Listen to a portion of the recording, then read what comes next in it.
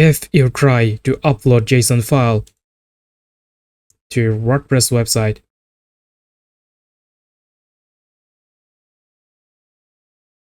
WordPress does not allow you to upload JSON file in your site because JSON file can contain malicious code that leads to cross-site scripting or remote code execution if mishandled.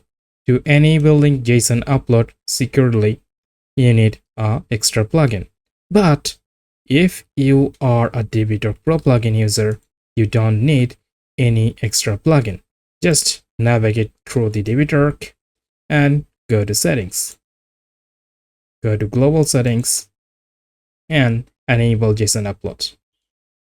What happens if you enable JSON upload? It will not bypass the WordPress security. It will ensure the sanitization each of the upload. That means if you try to upload any malicious file, it will not let you to upload. Let's say we'll upload a regular JSON file and successfully upload it, and try to upload a file which has issues and say it doesn't allow us to upload. That's how the JSON upload work in Divi Torque Pro.